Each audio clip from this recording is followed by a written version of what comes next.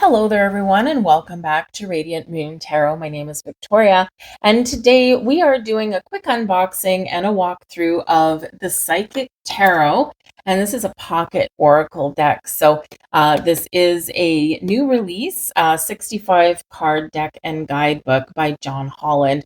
I've got the big version of this one, and this has just come out, and it is in a nice handy dandy little tin. Now, I got this through the Card Deck Club from Hay House. It's a quarterly subscription, and we have new releases, early releases actually. In the box came the Mindscapes Tarot, and also, oops, if I can grab it, the Sisterhood of the Seers Oracle. So those two were also in that, but today we're just going to do a quick one here of the Psychic Tarot. So the first thing we're going to do here is take this very shiny, very shiny cellophane off of this. I'm also going to get rid of my cat, who is trying to get onto my desk. All right. So nice little tin. Wonderful. Oop, now if I can get it open, there we go. So there's the top of the tin. And very nice little guidebook in here, actually. So very similar to, oops, the corners just bent a little bit. Anyway, so we've got your black and white little white book coming in here for you. Now, this one of interest here, it is called the Psychic Tarot, okay, but it is considered an oracle deck, pocket oracle deck, okay, because there are only 65 cards. This particular deck does not have court cards.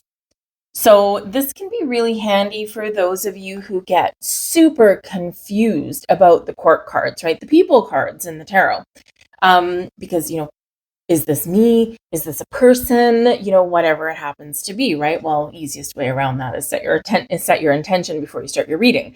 However, this deck just makes it a little bit easier to get the core information without throwing in those very, very confusing court cards that a lot of people find derails them a little bit. It does also change the suit names a little bit in here as well. So that's worthy to note. But it does have some interesting information in here. This is, like I said, an especially good deck if you are new to tarot, or if you're just trying to maybe get, some meanings without worrying about some of the symbology and that kind of stuff, right? So it can just make it a little bit easier to learn. Anyways, we've got our contents, our minor arcana. So we've got our physical with the red border, our emotions with the green border, mental with the indigo border, and spirit with the violet border here. We've also got some chakra cards in there, and of course we've got major arcana. And like I said, we just don't have the very sometimes confusing court cards. All right, understanding the card structure. It's got some information in there as well.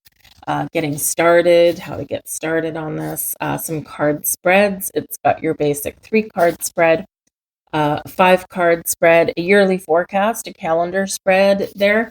There's a few different ways to do that for a yearly reading, but anyways, but it's some psychic development in there. So again, it's made to kind of help you with your psychic awareness rather than concentrate on memorization. All right. We've got some color symbology. We've got numerological meanings in there for you as well. So that can be really quite handy. Anyways, then we go into the majors and the minors here. And so the little book is, let's see how many pages long, 143 pages. So pretty decent for a smaller version of the deck. So we'll take this off. Now your card size, okay? Now this is kind of about a playing card size. Okay, if I put it in the palm of my hand, we've got like that. If I compare it to a regular sized tarot card, there we go. We're a little bit thinner and a lot shorter on that. Okay, so if you do have any kind of, if you've got small hands, if you have trouble, shuffling regular sized tarot decks, or heaven forbid, the big oracle cards, right, then this can certainly work for you quite well. If you can shuffle a deck of poker cards, you can shuffle this one, okay? High gloss. So just like the original version, we do have the high gloss. It is slippery on there. Fanning, they fan beautifully, obviously, with that gloss on there.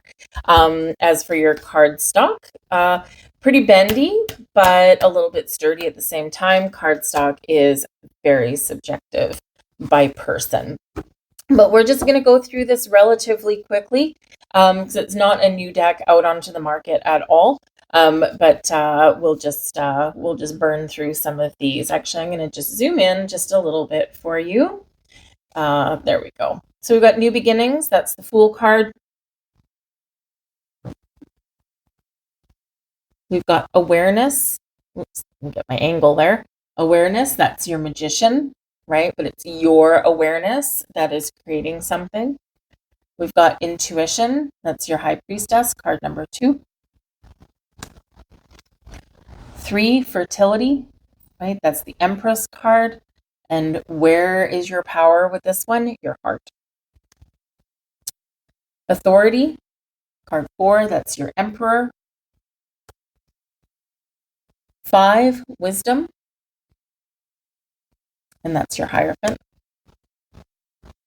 Number 6, Harmony, and that is your Lover's card. 7, Triumph, that's the Chariot. So you can see as we go through these with just that keyword on the bottom there, with just that one keyword, boom, you can unlock some meanings as you go forward.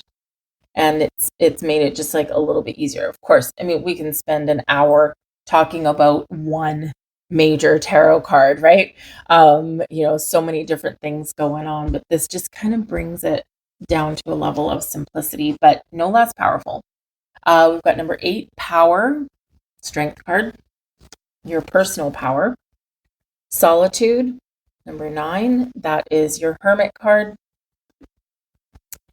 Destiny, number 10, Wheel of Fortune, or your Wheel of Destiny, your Wheel of Fate. 11, Balance, that is your Justice card. A little bit of a brain fart there. We've got Sacrifice, card 12, and that is your Hanged Man. Surrender, release, sacrifice. 13, Transformation. A little bit less scary than calling it the Death card, right? Because essentially the Death card is change and transformation. Patience, number 14, that is the Temperance card. Temptation, number 15, the Devil card. And you can see all the major arcanas do have the black border in this deck, so it makes them easy to pick out. Disruption, number 16, and that is your Tower card. Hope, number 17, that's the Star card, right? We get peace and serenity, hope and inspiration restored after the destruction of the card that comes before it.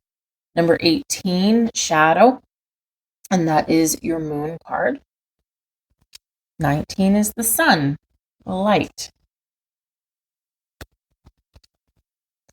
20, Truth, that's your Judgment card. And we have the Universe, which is the World card. Now we've got our red border. Our red border is our fire, and this is our wand. Nope, which one is this? This is not, it's not our fire. See, this deck screws me up every single time because, of course, red, right, with the red border, to me symbolizes the fire. However, they have made this the material world, which is your Pentacles energy, okay? So Prosperity Begins is your Ace of Pentacles equivalent. Number 2, Movement, Choices, and Decisions. This is your 2 of Pentacles equivalent. 3 of Pentacles, Recognition and Reward. Your 4 of Pentacles, Firm Foundation. 5, financial and material changes, and that's equivalent to your 5 of Pentacles. 6 of Pentacles, which is your material and spiritual prosperity. Patience and planning, your 7 of Pentacles equivalent. Positive movement forward, your 8 of Pentacles. Your 9 of Pentacles, material harvest. And it also, by the way, does not have tens. Okay, I forgot about that, and I forgot to mention that a little bit earlier. So normally, the tens is the complete culmination of a suit, and these ones end at the 9, because 9s do represent completion as well. So yeah, so a couple of different things about this particular deck. Let's move on to the water. Okay, the water in this one is represented by the green border, and this is your emotions, okay, and equivalent to your cups. So love begins, that would be your Ace of Cups. Spiritual union would be your 2 of Cups. Rejoice in celebration, your 3 of Cups. Discontent and boredom, your 4 of Cups. 5 is emotional loss, your 5 of Cups. Memories of love, your 6 of Cups. Choose wisely, your 7 of Cups. Emotional withdrawal, your 8 of Cups. We're often here right when we're on the path of change. Fulfillment of wishes, one of everyone's favorite cards, is your 9 of Cups. Now we're going to get on to your swords, and this will be your Ace of Swords, triumphant success. Your 2 of Swords, mental conflict. We're quite often at a crossroads with this one. 3 of Swords, heartache and loss. 4 of Swords, rest and rejuvenate. 5 of Swords, conflict and defeat. 6 of Swords, moving on. Your 7 of Swords, deception and envy. Your 8 of Swords, trapped in fear.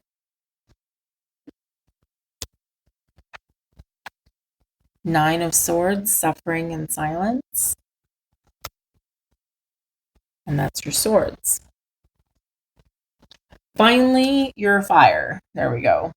And this is your indigo or purple background, I think it's supposed to be. Your Ace of Wands here. Did I say swords? Wands. Fire. Passion ignited. All right. The waiting game. Your 2 of Wands. Your 3 of Wands, partnerships and alliances. Your 4 of Wands, foundations and achievements. 5 of Wands, obstacles and challenges. Your 6 of Wands, victory and success. 7 of Wands, stand your ground. Your 8 of Wands, accelerated motion. Your 9 of Wands, spiritual strength. And now your chakras. We've got your base chakra. This is your root chakra. Our sacral chakra, your 2nd chakra. Your solar plexus chakra, it's your 3rd chakra. Oops. Think around where your diaphragm would be, right? It's your power of breathing there. Your heart chakra needs no further explanation. Your throat chakra. Breathe, people, breathe. Your third eye. And your crown. Of course, there's many more chakras, but we will stop at number 7. So there you go. There you have it. That is your pocket oracle in a fancy little tin of the Psychic Tarot. Whoops, I'll put that up there for you so you can see it. So that is it for you. Link to purchase down below. I thank you guys for watching, and I'll see you next time. Bye-bye.